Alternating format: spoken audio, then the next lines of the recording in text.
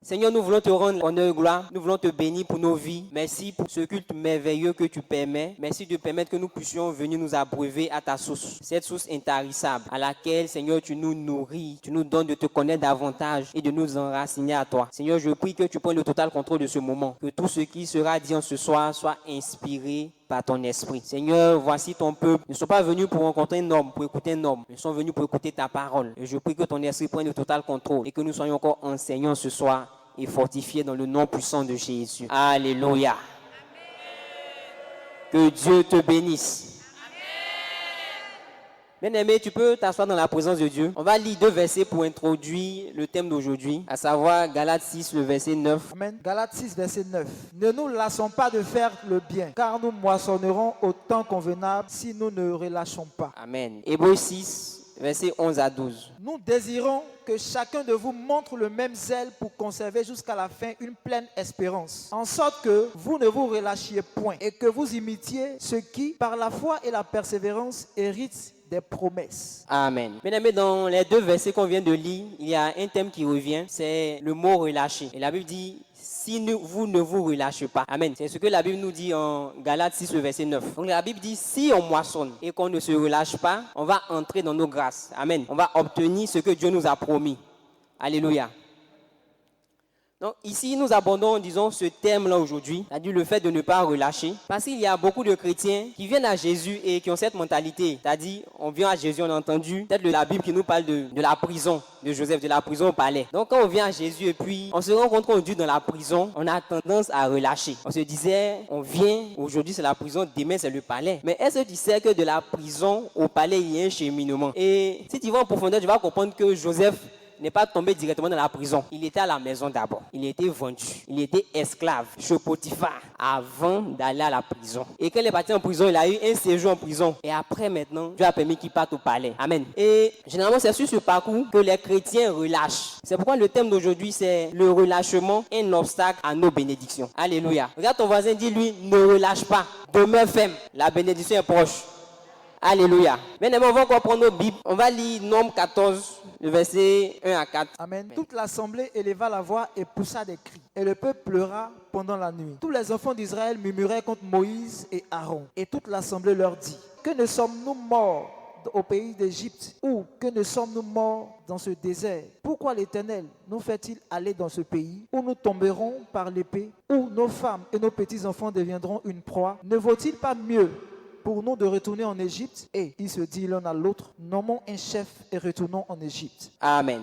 Ici, dans le passage qu'on vient de lire, j'explique rapidement, il y avait le peuple d'Israël qui était sorti du pays d'Égypte. Et Dieu était en train de les conduire à Canaan, c'est-à-dire dans la terre promise. Et sur le chemin, il est arrivé un moment où ils devaient entrer à Canaan. C'était la première prise de Canaan. Amen. C'est-à-dire, ils n'ont pas duré en route. Quand ils sont sortis d'Égypte, peut-être quelques mois après, sinon à peine quelques années après, ils sont arrivés à Canaan. Et ils devaient prendre possession de ce territoire. Donc Moïse a envoyé des espions au nombre de 12. Je pense que vous vous rappelez de l'histoire. Ils sont partis prendre des informations sur le pays et venus faire un retour. Et parmi ces 12, il y a 10 personnes qui ont fait, disons, un mauvais retour. Ils sont venus intimider le peuple en disant que le pays avait des habitants, des géants, et qui ne pouvaient pas remporter la victoire contre ces personnes. Et il y avait 2 autres, parmi lesquels Caleb, qui ont dit qu'ils pouvaient remporter la victoire. Amen. Donc voici le peuple qui a marché à la suite de Moïse sous le commandement de Dieu. Le peuple qui a remporté des batailles. Et aujourd'hui, ils arrivent, disons, proches de leur bénédiction, à quelque part, peut-être à quelques heures d'entrer à Canaan. Mais à cause, disons, de certaines personnes, le peuple a relâché dans sa foi. Amen. Et qu'est-ce que cela a provoqué? Dieu dit dans la suite que ce peuple-là, cette génération ne va pas entrer à Canaan. Ce qui leur a valu de marcher encore 40 ans pour que la génération d'incrédules qui était là passe et qu'il y ait une nouvelle génération. Donc vous comprenez comment le fait de relâcher, c'est-à-dire le peuple qui était confiant, le peuple qui partait à la suite de Dieu sans réfléchir. Quand Dieu dit allons, combattons tel peuple, le peuple se levait, commençait à pousser seulement des cris de joie. Dieu faisait les combats, remportait les batailles. Mais ce peuple arrivait devant Canaan et ils ont relâché dans cette mentalité. Ils ont relâché dans cette foi. Amen. Et cela leur a valu, disons, une bénédiction qui est reportée. Alléluia. C'est pourquoi tu ne dois pas relâcher. Parce que le fait que tu relâches sera un obstacle à ta bénédiction. Amen. Bien aimé, ici, on comprend, disons, un exemple palpable de personnes qui ont relâché et le relâchement était un obstacle à l'entrée dans leur grâce. Mais on va avoir un autre passage où le relâchement était une porte d'ouverture pour le péché. Amen. On va lire 2 Samuel 11, le verset 1 au verset 5. Amen. L'année suivante, au temps où les rois se mettaient en campagne, David envoya Joab avec ses serviteurs et tout Israël pour détruire les fils d'Ammon et pour assiéger Rabat. Mais David resta à Jérusalem. Un soir, David se leva de sa couche. Comme il se promenait sur le toit de la maison royale, il aperçut là une femme qui se baignait et qui était très belle de figure. David fit demander qui était cette femme. Et on lui dit, n'est-ce pas Bathsheba, fille d'Eliam, femme d'Uri, le Hétien? Et David envoya des gens pour la chercher. Elle vint vers lui et il coucha avec elle. Après s'être purifiée de sa souillure, elle retourna dans sa maison. Cette femme devint enceinte et elle fit dire à David, je suis enceinte. Amen. Donc ici, on nous parle du roi David. La Bible dit qu'ils étaient en période de guerre. Et David, qui était un habitué, disons, des combats, qui avait l'habitude de sortir à la tête du peuple, pour ce combat-là particulièrement, David décide de rester à Jérusalem, de rester à la maison. La Bible dit, mais David resta. Amen. C'est-à-dire, il n'est pas parti avec ses généraux. Et le fait qu'il soit resté a occasionné, disons, un acte d'impudicité. Parce qu'il dormait et il s'est levé au milieu de la nuit. Bizarrement, regardez un peu. Tu dors et puis tu te lèves toi seul au milieu de la nuit. Et quand tu sors, tu vois quelqu'un en train de se laver. Selon toi, c'est Dieu qui t'a réveillé ou bien c'est Satan qui t'a appelé? Amen. Donc c'est un peu ce qui s'est passé avec David. David dormait. Lui seul, comme ça, il s'est levé. Et puis il sort, il voit quelqu'un en train de se laver. Est-ce que s'il était parti combattre, il allait voir quelqu'un en train de se laver? Donc le fait que David, qui était un habitué du combat, est relâché, soit resté à la maison, peut-être il avait l'intention de se reposer, a occasionné le fait qu'il parte coucher avec la femme d'Uri. Et si c'était un acte d'impudicité simplement, on pouvait dire que c'était juste un péché parmi tant d'autres. Mais en plus de cela, ça a occasionné le fait qu'il mette à mort le mari de la femme, c'est-à-dire Uri en question. Amen. Et Dieu même l'a puni parce que l'enfant qui est sorti de cette femme-là, Dieu n'a pas voulu que l'enfant vive. Amen. Je pense que vous connaissez l'histoire. Le fait de relâcher a ouvert une porte à l'ennemi dans la vie de David. Mais après avoir introduit un peu ce thème-là, le relâchement, le fait que ce soit un obstacle à nos bénédictions, on est tenté de savoir, de comprendre qu'est-ce que nous entendons par relâcher. Que signifie relâcher? Amen. Donc ce que nous allons voir à présent, c'est la définition. C'est-à-dire le thème relâcher, sinon le relâchement, c'est quoi? Quand on prend nos dictionnaires, le relâchement, c'est, disons, le ralentissement ou bien la négligence dans l'accomplissement d'une action. Amen. Dans l'accomplissement d'une action ou dans l'exercice d'une activité. Donc tu peux être à un certain poste et tu peux relâcher parce que tu ne fais plus tes tâches comme tu le faisais avant. Tu ne le fais plus peut-être régulièrement. Le relâchement aussi peut se traduire par une diminution de l'ardeur ou bien du zèle qu'on a l'habitude de déployer pour réaliser quelque chose. Donc on parle de relâchement, c'est ce qu'on entend. Amen. Et très souvent, les personnes qui relâchent vont commencer à travailler de moins en moins pour réaliser leurs objectifs. Sinon, carrément ne plus travailler. Tu voyais peut-être le frère qui se levait chaque matin pour aller chercher du travail. Mais après avoir tapé plusieurs poteaux, peut-être c'est chaque 3 jours, ou bien une fois par semaine que le frère se lève pour aller chercher du travail. Tu sens qu'il y a du relâchement. Parce qu'il commence à travailler de moins en moins pour réaliser ses objectifs. Amen. Donc quand on parle aussi de relâchement, c'est vrai que c'est le fait de travailler de moins en moins ou bien ne plus travailler pour réaliser ses objectifs. Mais il faut savoir aussi que le relâchement, comme on l'a vu dans le cas de David, le relâchement va nous conduire à ouvrir des portes à l'ennemi. Ce que tu n'avais pas peut-être l'habitude de faire. Parce que tu as relâché, tu vas te retrouver en train de pratiquer certains péchés. Alléluia. Bien aimé, est-ce que quelqu'un me suit? Est-ce que tu as compris c'est quoi le relâchement? Est-ce que tu peux regarder ton voisin? Dis-lui, est-ce que tu as compris? Est-ce que tu penses que tu vas relâcher? Alléluia. Donc bien aimé, on va voir maintenant les raisons pour lesquelles les personnes relâchent. On va prendre nos Bibles dans le psaume 132, le verset 2 au verset 5. Amen. Il jura à l'Éternel, il fit ce vœu au puissant de Jacob. Je n'entrerai pas dans la tente où j'habite. Je ne monterai pas sur le lit où je me repose. Je ne donnerai ni sommeil à mes yeux, ni assoupissement à mes paupières, jusqu'à ce que j'ai trouvé un lieu où l'Éternel, une demeure pour le puissant de Jacob. Amen. Amen. Donc ici, voici un peu David. David avait un objectif.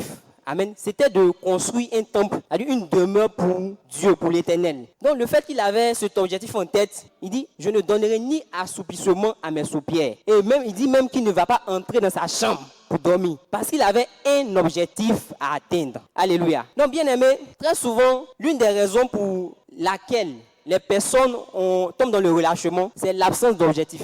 L'absence d'objectif va te donner de tomber dans le relâchement. Imaginez peut-être tous ceux qui sont ici, je ne sais pas, mais très souvent quand nous on commence l'année, on se fixe des objectifs. Et c'est en fonction de ces objectifs qu'on commence à travailler. Mais tu comprends que si en début d'année, tu ne t'es pas fixé un objectif, c'est clair que tu es en train de vivre comme tu veux. Tu n'es pas en train de travailler pour réaliser quelque chose de concret. C'est-à-dire quand tu te lèves le matin, si aujourd'hui tu veux aller à gauche, tu vas à gauche. Si tu veux aller à droite, tu vas à droite. C'est-à-dire quand tu t'assois à la maison, on dit bon, c'est quoi mon poteau?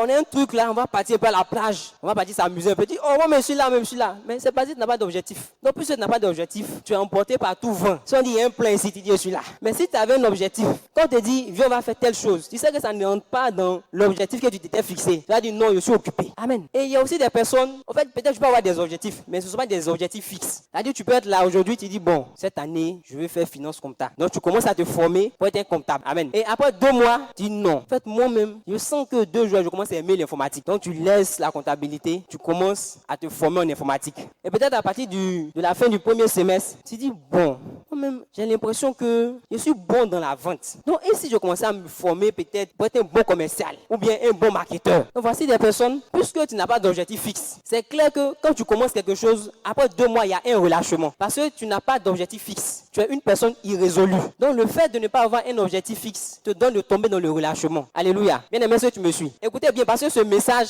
quand tu vas l'entendre et que tu vas rentrer dans l'esprit de ce message, quand tu vas commencer à l'appliquer, tu vas voir que ce que Dieu avait prévu pour toi, les promesses que tu avais entendues, tu vas commencer à les toucher. Alléluia. Et en plus d'avoir des objectifs, il y a des personnes qui peuvent avoir des objectifs, mais qui n'ont pas d'organisation. Regarde ton voisin, dis-lui, sois organisé. Alléluia. Bien aimé, je vous prends mon exemple. Quand je suis arrivé au CC hier, chaque année, je m'étais mis à cœur de finir la Bible au moins une fois. Donc dans les débuts, je dis, bon, je finis la Bible en 6 mois, mais je n'avais pas de programme concret. Donc quand je me lève aujourd'hui, j'ai fait mes recherches, je sais qu'avec 5 chapitres par jour, en 8 mois pratiquement, tu finis la Bible. Donc moi je dis, je vais finir peut-être en 6 mois. Donc je lis la Bible au moins 10 chapitres par jour. Donc je lis mes 10 chapitres. Quand je me lève au début, je n'ai pas d'heure. Je sais que chaque jour, je dois lire 10 chapitres. Donc je me lève, je lis mes 10 chapitres. Après 1 mois, j'ai commencé à relâcher parce que je n'avais pas de programme. Dans mon optique, chaque jour, je lis 10 chapitres. Donc quand je me lève, puisque ce n'est pas peut-être la priorité pour moi, je n'ai pas calé ça dans un créneau. Je n'ai pas dit peut-être de 6h à 10h, je suis en train de lire ma Bible. Donc quand je me lève, je fais peut-être les autres occupations que j'ai. Et très souvent, je me rends compte que la journée est en train de finir. Donc tu es là, tu dis bon. Aujourd'hui, on ne pourra pas lire 5 chapitres, mais l'essentiel, c'est de lire la Bible. Voilà, donc je vais lire 3. Ok, donc je vais rattraper ça demain. Donc je lis 3 chapitres. Je commence à relâcher. Et quelques jours après, tu vois que peut-être les à minuit, après on lit ta Bible. Bon, c'est la parole de Dieu. Le plus important, c'est de lire. Donc si je lis au moins un verset avant de dormir, c'est déjà mieux que 0. Donc je suis resté dans ce relâchement et je n'ai pas pu finir la Bible en 1 an. Ça, c'est au début quand je venais. Je n'ai pas pu finir la Bible en 1 an. Parce que j'ai commencé carrément au milieu de l'année. Et voici que l'année finie. J'ai fini peut-être le Nouveau Testament, mais l'Ancien Testament, on connaissait, c'est vraiment volumineux. Donc je n'ai pas encore fini. Donc me voici maintenant en train de réfléchir aux voies au moyen pour me rattraper. Parce que je suis dans une nouvelle année, je dois finir la Bible à nouveau. Donc, j'ai commencé à mettre les bouchées doubles. Donc, en fait, c'est pour vous faire comprendre que très souvent, les personnes qui relâchent, c'est parce que tu n'étais pas défini un programme. Tu n'as pas dit peut-être telle tâche que je dois accomplir, je dois l'accomplir à telle heure, je dois la finir à telle heure. Et puisque tu n'as pas défini de tâches, tu vas rentrer dans un certain relâchement parce que tu n'as pas de pression. Alléluia. Donc, voici un peu l'une des raisons pour laquelle les personnes relâchent. C'est l'absence d'objectif et puis aussi l'absence de programme. Amen. Est-ce que tu me suis? Mes amis, on peut avancer. Est-ce que tu comprends la première raison qui te donne de relâcher? Est-ce que tu penses que tu vas corriger cela? C'est qu'on peut avancer. On va voir la deuxième raison. On va revenir sur le passage de David qu'on a déjà lu, de Samuel 11, le verset 1 au verset 5. On peut laisser comme on a déjà lu. Voilà. Donc ici, on nous a parlé de David qui a relâché. C'est-à-dire qu'il est resté à la maison pendant que les soldats sont partis combattre. Alors que David, avant d'être un soldat, avant d'être roi du moins, il était d'abord soldat. Amen. Donc il était un homme de terrain. Il était un vaillant combattant. Juste qu'on dit les vaillants hommes de David. C'est-à-dire si un parmi eux peut tuer 800 personnes à lui seul, imagine maintenant David. Amen. Sous le commandement de Saül qui était roi dans les temps, David était un combattant. Et les femmes même se mettaient à chanter que Saül a tué, je crois, 1000. David en a tué 10 000. Tellement il était, disons, vigoureux sur le terrain. Donc voici maintenant David qui est devenu roi. Et le fait qu'il soit devenu roi lui donne de tomber dans un certain confort. Amen. Donc l'une des raisons, sinon la deuxième, pour laquelle les personnes ne relâchent, c'est le fait de s'habituer au confort. Bien aimé, est-ce que tu me comprends? Donc David qui était habitué à aller sur le terrain se retrouve roi. Et après quelques années, il commence à s'habituer au palais. La Bible dit qu'il était derrière les moutons. Maintenant voici David qui est dans le palais royal. Il voit de l'eau à sa gauche, il voit de l'eau à sa droite. Donc les petits peuvent partir gérer, peuvent partir combattre. Comme moi aussi les babatiens. Attends, je vais rester aujourd'hui. Ils vont me faire le point. Amen. Donc voici la raison pour laquelle David a relâché. Et la raison qui l'a conduit à entrer dans le péché. On va voir encore une autre raison. On va lire Exode 32, le verset 1 au verset 2. Le peuple, voyant que Moïse tardait à descendre de la montagne, s'assembla autour d'Aaron. et lui dit, allons, fais-nous un Dieu qui marche devant nous. Car ce Moïse, cet homme qui nous a fait sortir du pays d'Égypte, nous ne savons ce qu'il est devenu. Aaron leur dit, ôtez les anneaux d'or qui sont aux oreilles de vos femmes et de vos fils et de vos filles et apportez-les-moi. Amen. Donc ici, voyez un peu le peuple d'Israël qui a commencé à s'impatienter parce que Moïse tardait sur la montagne. Donc la troisième raison pour laquelle les personnes relâchent, c'est l'impatience. Quand tu as l'impression que Dieu tarde toi à répondre à ton problème, tu commences à relâcher. Peut-être que tu avais entendu que cette année tu devais te marier et tu commences à te faire vieille. On est au 10e mois, il reste 2 mois. Seigneur, cette année, c'est ce que tu as dit. Cette année. Quand il reste 2 mois, tu sais que c'est pas beaucoup. Comme si toi tu sais compter que Dieu. Donc cette année. Et tu commences à t'impatienter. Et pour certaines personnes, peut-être que tu avais mis certaines balises. Tu dis à partir de 22h, moi je cause plus avec quelqu'un. Mais comme l'année est en train de finir et que tu devais te marier cette année, tu dis bon, si on fait 24 heures sur 24, ça fait quoi? Peut-être que c'est passé au cause de 6h à 22h que ceux qui doivent me marier ne m'appellent pas après 22h. Donc, tu vois, la soeur commence à être au téléphone à 23h, des heures indues. Parce qu'elle a relâché ses balises. Amen. Son impatience, le fait de se dire que Dieu prend trop de temps, lui a donné de relâcher ses balises. Tu vois, la soeur maintenant en train de causer avec les garçons à 23h. Et si la journée, tu as salué la soeur, c'est comment? Ici là, c'est toi qui fais rien moi, sinon on est là. Amen.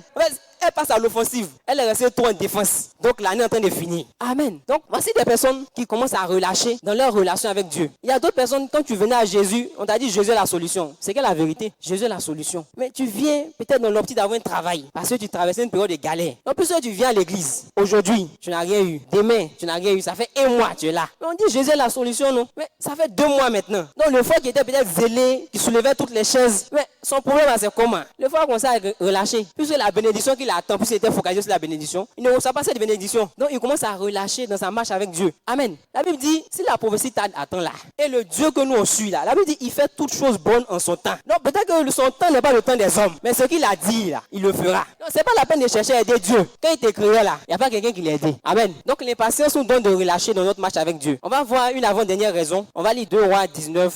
Le verset 1 à 4. Akab rapporta à Jézabel tout ce qu'avait fait Élie et comment il avait tué par l'épée tous les prophètes. Jézabel envoya un messager à Élie pour lui dire que mes dieux me traitent dans toute leur rigueur. Si demain, à 7 heures, je ne fais de ta vie ce que tu as fait de la vie de chacun d'eux. Élie, voyant cela, se leva et s'en alla pour sauver sa vie. Il arriva à Beersheba, qui appartient à Juda, et il y laissa son serviteur. Pour lui, il alla dans le désert où, après une journée de marche, il s'assit sous le genêt et demanda la mort en disant, c'est assez, maintenant Éternel, prends mon âme, car je ne suis pas meilleur que mes pères. Amen. Ici, normalement, il y a 2 versets qu'on doit lire. On a déjà lu Nombre 14, le verset 1 à 4. Donc, on ajoute juste 2 rois. On a vu dans Nombre 14 que le peuple était prêt d'entrer dans sa bénédiction. Amen. Mais pourquoi le peuple a relâché? Parce qu'ils ont vu des géants. Donc, ils ont vu une difficulté, un obstacle. Et on voit maintenant le prophète Élie. On dit Élie qui a fait descendre le feu du ciel. Élie l'homme de feu qui a tué plus de 800 prophètes. Élie qui a fait descendre la pluie. Il y a une femme qui a menacé Élie. Et le grand Élie, il a fui. Et en route même, il va jusqu'à demander la mort. Est-ce qu'on peut faire ça? Donc vous voyez un peu comment la difficulté nous donne de relâcher. Quand nous sommes dans des moments d'épreuve, face à des obstacles, on commence à relâcher dans notre marche avec Dieu. On commence à relâcher dans notre zèle, dans notre ardeur qu'on devrait déployer pour atteindre nos objectifs. Amen. Voici peut-être des personnes, vous avez eu peut-être un petit job et ton patron te donne une promotion. Donc tu arrives à un certain niveau, toi tu dis tu es chrétien. Donc dans l'entreprise, quand on te voit, moi je suis chrétien, moi je dis non à la corruption, zéro corruption. La corruption ne passe pas par moi, je suis chrétien. Donc c'est ce que tu dis, c'est ce que tu chantes. Quand ton patron il est là, il te regarde, il dit d'accord, ah, tu penses que ces promotions t'as donné là, c'est pour une affaire de chrétien, d'accord. Donc tu es là quelques mois après, tu commences à prendre goût à ce poste là. Et puis il y a des situations qui arrivent où ton patron te demande peut-être de changer un chiffre sur certains montants, ou bien de changer quelque chose d'un rapport. Si tu ne le fais pas, tu dis adieu à la promotion que tu as eue. Comment tu te comportes? Amen. Donc voici l'obstacle, voici la difficulté, voici le moment d'épreuve. Tu relâches ton intégrité ou bien malgré le fait qu'on te renvoie, tu décides de demeurer ferme, de toujours chanter que tu es chrétien, tu dis non, zéro corruption. Amen. Donc l'une des raisons pour lesquelles les personnes relâchent, ce sont les obstacles, les difficultés. Quand les personnes arrivent dans des moments de tribulation, des moments d'épreuve, les personnes ont tendance à relâcher. Il y a certaines personnes, peut-être cette année, tu as échoué un examen. Donc voici un obstacle, voici un échec. Donc d'autres vont avoir la tendance l'année prochaine à relâcher parce qu'elles sont découragées. Mais si tu es ici, ça doit pas être ton cas. Amen. Vous savez, Abraham, Dieu lui a dit tu aurais un enfant. Tous ceux qui avaient la même promotion qu'Abraham, sûrement ils avaient déjà des enfants. Même ses frères avaient des enfants. Il a envoyé même son serviteur pour aller chercher femme chez lui à la maison. Donc tout le monde avait des enfants, mais Abraham n'avait pas d'enfants. Mais Abraham a eu un enfant, Isaac. Et Dieu a dit qu'il bénit Isaac. Il bénit la postérité d'Abraham. Donc peut-être que cette année, toi, tu n'as pas eu ton examen, tu n'as pas eu ton concours, tu n'as pas eu ton diplôme. Les autres ont eu. Mais le diplôme que tu vas avoir, c'est ce diplôme-là qui va attirer la faveur de Dieu sur toi. Quel que soit le temps, tu ne comprends pas, mais quand tu as le diplôme, il y a des portes qui s'ouvrent. Là où d'autres ont eu les examens depuis 5 ans, leur diplôme depuis 5 ans n'arrive pas à avancer. Mais quand toi tu arrives, tu as ton diplôme, c'est comme si on t'attendait. Il y a une accélération, tu ne comprends pas. Mais c'est parce que tu es dans le plan de Dieu. C'est le temps de Dieu pour toi. C'est pourquoi quand il y a des difficultés, tu ne dois pas voir devant ces difficultés une fatalité. Mais tu dois avoir une occasion de rendre un témoignage. Une occasion de voir que Dieu s'est déployé à un autre niveau avec toi. Peut-être que jusque-là, ce que Dieu faisait, c'était un peu de choses. Il dit, je veux se glorifier, passer à un autre niveau. Donc il t'envoie cette épreuve à ce challenge pour te montrer qu'il peut faire plus que ce que tu n'imagines. Et c'est là que tu commences à relâcher. Au contraire, tu dois rester accroché à Dieu parce qu'il veut te donner un témoignage nouveau, un cantique nouveau. Amen. Maintenant, nous allons voir la dernière raison qui pousse beaucoup de personnes à relâcher. On va prendre nos Bibles dans Jean 15, verset 6. Si quelqu'un ne demeure pas en moi, il est jeté dehors, comme le sarment, et il sèche. Puis on ramasse les sarments et on les jette au feu, et ils brûlent. Amen. Amen. Bien aimé, ici, Jésus est en train de parler. Il dit, lui, il est le sceptre, et nous sommes le sarment. Et une fois qu'on est déconnecté de lui, on sèche. Amen. Donc, l'une des raisons,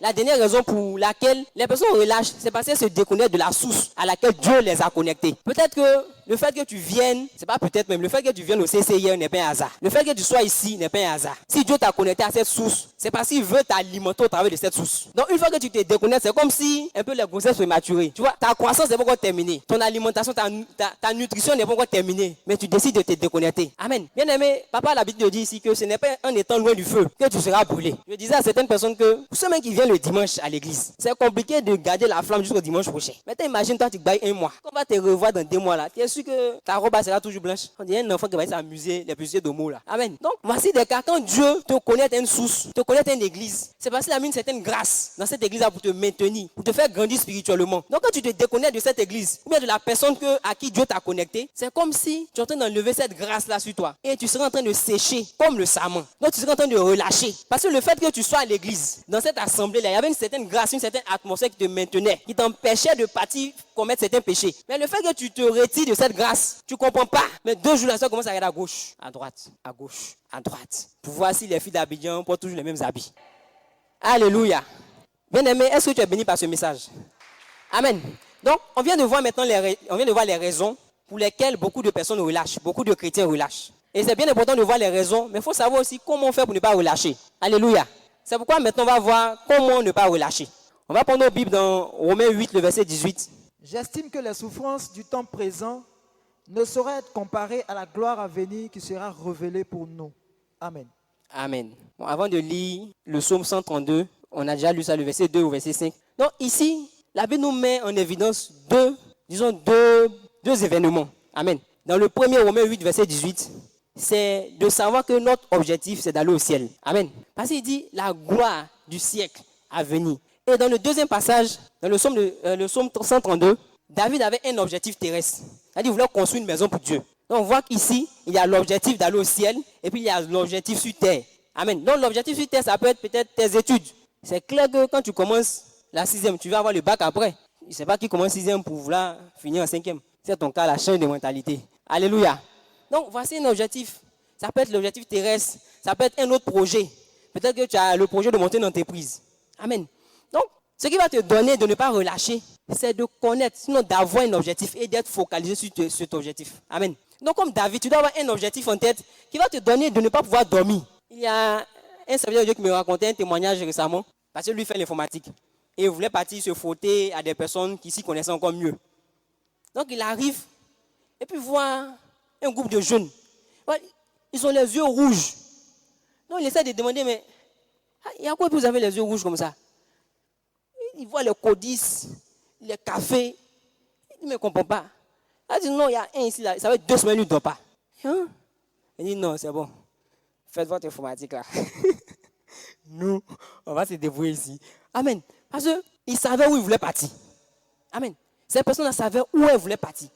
Donc, elles se permettaient de prendre, disons, des excitants pour ne pas dormir. Ce que je ne vous conseille pas. Mais est-ce que toi, ton objectif va peut t'empêcher de dormir? Si ce n'est pas le cas, c'est clair que tu es en train de relâcher. Alléluia. C'est pourquoi comme David, si tu ne veux pas relâcher, tu dois avoir un objectif. et un objectif qui te tient à cœur, tu dois t'asseoir. Et puis dans la prière, avoir un objectif qui te tient à cœur. Et comme on l'a dit, c'est l'objectif sur terre. Ce que tu veux faire de ta vie sur terre, c'est ton objectif sur terre. Amen. Maintenant, après, tu dois savoir aussi que tu passes sur la terre là. Ton premier objectif, c'est d'aller dans les cieux. Parce que ta vraie demeure, ce n'est pas sur terre, mais c'est dans les cieux. Donc, quand tu sais que tu n'es pas de la terre, tu es un étranger. Quand les tribulations viennent, les difficultés viennent, ça ne te dit rien. Quand tu as faim, quand tu as soif, ça ne te dit rien. Amen. Parce que ton objectif premier là, c'est d'aller dans les cieux. Et on sait que ce n'est pas la chair qui va dans les cieux. Amen. Donc, l'une des premières choses pour ne pas relâcher, c'est d'avoir un objectif et d'être focalisé sur cet objectif. Amen. Et puis quand tu as cet objectif aussi, il faut savoir que tu dois être organisé. Prenons nos Bibles dans Genèse 1, on ne va pas lire, mais c'est l'histoire de la création. Vous voyez un peu comment Dieu a créé le ciel et la terre, tout ce qui habite le ciel et la terre, que ce soit les poissons, que ce soit les plantes. Vous voyez un peu comment il a créé en 6 jours et s'est reposé le 7e jour. Donc pour que tu sois en train de travailler, il faut que tu sois organisé. Il faut que tu saches que quand je me lève aujourd'hui, voici une liste des choses que je dois faire à telle heure précise. Maintenant que tu n'as pas ce programme, tu peux te permettre, peut-être à l'heure où tu devais être en train de bosser les maths, tu es en train de jouer au football. Amen. Amen. Bien aimé, est-ce que tu me suis? Et puis il y a encore une chose. La Bible dit dans le psaume 119, le verset 49 et 50, je lis, souviens-toi de ta promesse à ton serviteur. Puisque tu m'as donné l'espérance, c'est ma consolation dans ma misère, c'est ta promesse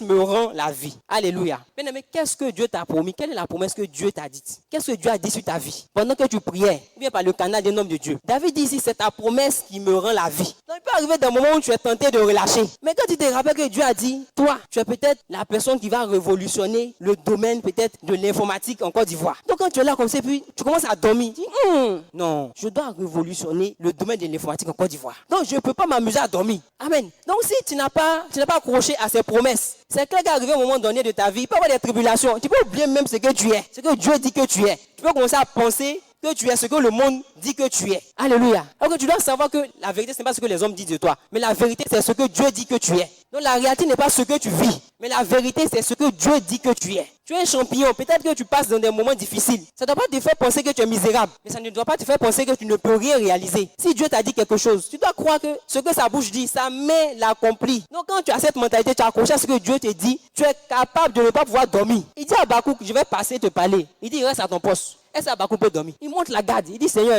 j'attends. Tu dois me parler. Tu dois passer. Amen. Donc c'est comme ça que tu dois rester accroché aux promesses de Dieu. Quand ça ne va pas, tu te rappelles que Dieu t'a dit quelque chose. Ça te redonne encore de la vie comme David. Alléluia. Bien aimé, après cela, tu dois savoir que, on va lire Matthieu 16, le verset 24. Alors Jésus dit à ses disciples, si quelqu'un veut venir après moi, qu'il renonce à lui-même, qu'il se charge de sa croix et qu'il me suive. Amen. Bien aimé, voici encore ce sur quoi je vais attirer notre attention ce soir. En fait, tu dois savoir que suivre Jésus là, c'est renoncer à soi et puis porter sa croix. Aujourd'hui, il y a beaucoup de personnes qui n'ont pas l'information. C'est juste quand il vient à Jésus, tout baigne, il n'y a pas de difficulté. Donc quand tu n'as pas cette information, à la première difficulté, tu es tenté de repousser le chemin, tu es tenté de relâcher. Mais si tu savais qu'il dit que les bénédictions, vous allez les recevoir, mais avec des persécutions. Donc quand il te promet quelque chose et que tu commences à traverser des tribulations, tu ne relâches pas. Parce que tu sais que la vie du chrétien, c'est une vie de preuve, c'est une vie de tribulation. Alléluia. Donc le jour même, tu as l'impression que ça va trop bien, tu es trop à l'aise, tu dois te méfier. Tu dois dire c'est un danger. Moi j'aime le stress. Cette semaine, il n'est pas encore été trop stressé. Mais si Satan te stresse pas, c'est que tu es dans son camp. Amen. Donc tu dois aimer les challenges, tu dois aimer les épreuves. C'est pourquoi la Bible dit, aimez-vous de la pensée de souffrir. Donc toi qui venez à Jésus pour échapper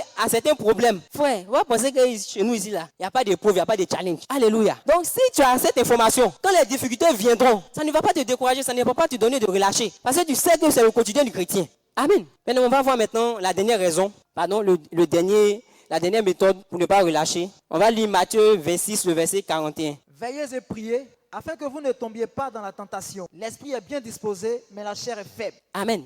Donc, ici la Bible dit veillez et priez, afin que vous ne tombiez pas en tentation. Donc, tu dois comprendre ici que la prière va venir vivifier ton esprit. Et c'est parce que ton esprit est vivifié qui te permet de soutenir ta chair. Je ne sais pas si tu me comprends. Parce que la Bible dit que la chair est faible, mais l'esprit est bien disposé. Et comment tu fortifies ton esprit? C'est par la prière. Amen. C'est parce que tu es en connexion, en communication avec le Père des esprits, qui est Dieu, qui est l'Éternel des armées. C'est alors que tu fortifies ton esprit. Donc quand il y a les épreuves, les moments de tribulation, tu as un esprit fort. Donc quand tes yeux même voient la montagne, ton esprit voit la solution, ton esprit voit une plaine. Alléluia. Prenez un peu le cas de Jésus et puis des disciples. Jésus devait passer par la crucifixion. Donc la nuit, lui connaît son sort, il s'en va prier. Peut-être pour préparer ses gars, il dit, les gars, venons partir. Il prend 3, allons, on va prier. Arrivé là-bas, lui, il prie. À 3 reprises, il vient. Les gars sont dormis. Mais quand le moment de l'épreuve est venu, il a passé l'épreuve aux les mains. Jésus n'a pas fui la croix. Donc on demande à Pierre, tu n'étais pas avec eux? Il dit non. Lui-même, il ne les connaît pas même. À 3 reprises. Mais pourquoi Pierre renie facilement Jésus? C'est parce que pendant que Jésus est en train de prier, Pierre est en train de dormir. Donc il faut savoir qu'il y aura des épreuves, il y aura des tribulations. Mais ce qui va te permettre de demeurer ferme, c'est parce que tu as passé du temps dans la prière en train de te remplir du Saint-Esprit. Alléluia. Bien-aimé, je veux te dire qu'il est possible de ne pas relâcher. Amen. Est-ce que tu ne veux pas être comme Daniel? Quand tu entends parler de Daniel, la Bible dit Daniel a lu dans les livres qu'il y avait un temps. Mais le temps est arrivé, il voit que son peuple est toujours dans la misère. Daniel a pris à cœur de partir prier. Et pendant qu'il priait, pendant 3 semaines, 21 jours, la réponse qu'il attendait, c'est le 21e jour que la réponse est venue. C'est-à-dire la bénédiction en question. Et quand l'ange vient, l'ange dit, dès que tu as commencé à prier, Dieu a répondu. Mais pourquoi c'est le 21e jour que la réponse vient? C'est parce qu'il y avait des problèmes dans les cieux, il y avait un combat. Et ce qui a permis que la réponse vienne le 21e jour, c'est parce que Daniel n'a pas relâché. Donc quand tu te permets de relâcher, il faut savoir que ta bénédiction est bloquée aussi en suspens. Prenons encore l'exemple de la femme unique. La femme est le juge unique. Elle va à plusieurs reprises. Elle dit, rends-moi justice de ma partie adverse. Il dit, non. Demain, elle est là. Après demain, elle est là. Il dit, même si moi, mon Dieu, je suis mauvais. Mais attends, je vais rendre justice à la femme, elle va me laisser tranquille. Bien aimé, c'est pourquoi tu ne dois pas relâcher. Parce que pendant que tu es en train de travailler et de te reposer, tu es en train de prier, de dormir. Peut-être qu'avant te poursuivre dans ton rêve, tu avais faim, tu priais. Maintenant, tu ne te poursuis plus, tu dors. Et quand tu te réveilles à 10 heures. Pendant que tu es en train de vivre cette vie, tu es en train de relâcher, tes bénédictions sont aussi en train de rester en suspens. Alléluia. Bien aimé, est-ce que tu comprends maintenant pourquoi tu ne dois pas relâcher? Est-ce que tu peux dire, je ne relâcherai plus? Est-ce que tu peux dire, je demeurerai ferme? Est-ce que tu peux dire à ton voisin, sois constant? La bénédiction est proche. Alléluia. Bien aimé, si tu étais béni, acclame ton Dieu. Alléluia. Bien aimé, que Dieu te bénisse. Je veux que dans cette atmosphère, tu commences à élever la voix et que tu bénisses Dieu. Peut-être que tu étais dans un moment de relâchement. Et ce message, comme la Bible dit, les paroles que je vous ai dites sont esprit et vie. Donc l'esprit qui est contenu dans ce message vient peut-être à point nommé pour te fortifier, pour te donner de ne point relâcher. Je veux que tu lèves la voix, que tu commences à vraiment bénir Dieu, lui dire merci pour cette prédication que tu as entendue, ce message de vie. Est-ce que tu peux lever la voix, bénir Dieu, lui dire merci pour ce message? Élève la voix, parle à ton Dieu. Seigneur, nous voulons te dire merci en ce soir. Nous voulons te dire merci en ce soir. Parce que si tu as permis que ce message soit relâché, sûrement c'est parce que tu veux fortifier ton peuple. Sûrement c'est parce que, Seigneur, nous sommes, je dirais, un pas à Canaan. Et tu ne veux pas, Seigneur, que nous passions à côté de cette grâce, de ces bénédictions. Et tu veux que ton peuple ne relâche point. Nous voulons te dire merci parce que ce que tu as caché aux sages, tu nous révèles à nous. Merci, nous voulons te dire merci, Seigneur. Merci pour ce message. Merci pour ce message. Dans le nom de Jésus. Bien-aimé, je veux que tu continues d'élever la voix et que tu te rappelles de toutes les fois où tu as eu à relâcher dans ta marche avec Dieu. Toutes les fois où tu as relâché dans tes objectifs, tu as revu tes objectifs à la baisse et que tu n'étais pas en train de faire pleinement ce que Dieu attendait de toi. Je veux que tu commences à demander pardon à Dieu pour cela. Élève la voix. Implore encore la clémence de Dieu. Demande-lui pardon pour toutes les fois, tous les niveaux auxquels il t'attendait. Mais tu t'es contenté du peu. Tu as eu à relâcher à tant de niveaux. Et cette personne que Dieu voulait que tu sois, quand tu fais le bilan, tu te rends compte que tu es encore loin du compte. Toutes les fois, tu as manqué de zèle, d'ardeur, dans l'accomplissement de sa volonté. Pardon, Seigneur. Comme le peuple d'Israël. Quand tu étais face à la difficulté, toutes ces fois tu as eu à relâcher. Élève la voix, parle à Dieu. Enlever nos suffisances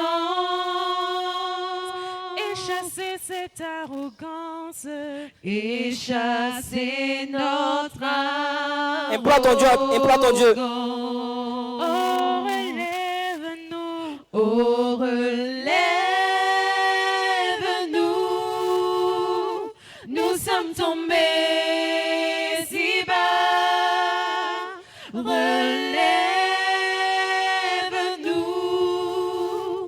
Par ta grâce et ton pardon. Seigneur, nous sommes tombés. Dans les difficultés, nous avons relâché. Nous sommes tombés si bas. Dans un certain confort, Seigneur, nous avons relâché. Père, prends par ta pitié. grâce et ton pardon. Aie pitié de nous. Père, prends pitié. Aie pitié. Toutes les fois, nous avons été impatients. Nous nous humilions. Nous nous humilions devant Nous toi. te demandons pardon, Seigneur. Aie pitié de nous. Aie pitié Maïsé, de Ouédé, Bayando, Lobos. nous. Seigneur, prends pitié de nous. Nous nous Merci, Seigneur. humilions Merci, Seigneur. devant Alléluia. toi. Bien-aimé, tu veux encore élever la voix. Je veux que tu demandes à Dieu de te remplir de son esprit. Un esprit de force, un esprit de zèle. Pour que toutes les fois où tu as eu à relâcher, que le Saint-Esprit vienne te fortifier, te donner de te relever, te donner d'être focalisé sur ton objectif. Élève la voix, élève la voix. La Bible dit que l'esprit est bien disposé, mais c'est la chair qui est faible. Et en ce soir, je veux que tu remplisses ton esprit, remplis ton esprit. Remplis ton esprit du Saint-Esprit. Un esprit de zèle, un esprit de zèle. Pas un esprit de timidité, pas un esprit de relâchement. Réclame-le, le Saint-Esprit. Quand viendront le vent et la tempête, Demande le Saint-Esprit pour réaliser tous tes objectifs. La force du Saint-Esprit pour réaliser tous tes objectifs. Pour demeurer ferme. je veux m'enraciner en toi. Jésus est. Quand viendront le vent et la tempête, donne-moi de résister. Je veux m'enraciner.